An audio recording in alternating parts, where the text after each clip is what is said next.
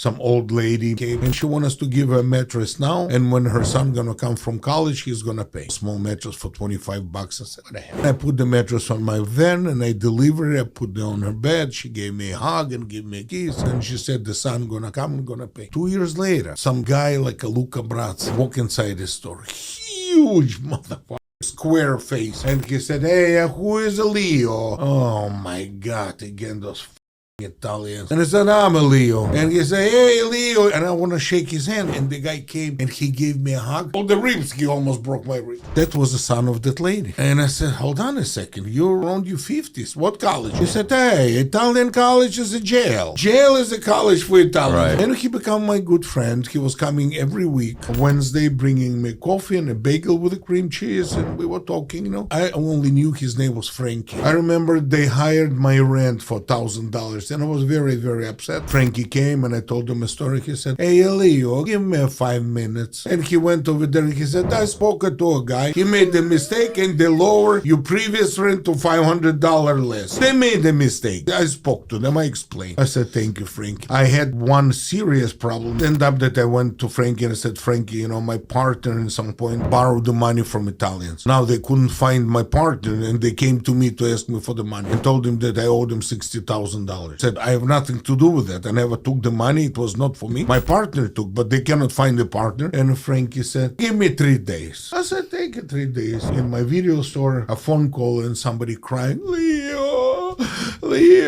please come here. That's the guy who was trying to get the $60,000 from me. He was crying on the phone and he said, please come here to my store in the Bay Ridge. We need to talk. And I said, oh, what a situation. We went over there, big limo standing in front of the store. I'm walking inside the store and the owner of the store, the guy that was trying to get $60,000 from me, he's on his knees. And a guy, the same size like this one standing on his knees, a short guy with a big tie, with a big revolver like that. And he's him on the head with that scope. And another guy with a shotgun. I looked and I said, oh my God. And that little guy tell me, hey, Leo, I tell a story. How come you owe him a $60,000? And I told the story. I said, never took the money from a guy. And he tell me, Antonino, is this true? And he said, yeah, but they owe me money. And the guy said, okay, now, Antonino, you owe Leo $60,000. And I pay now.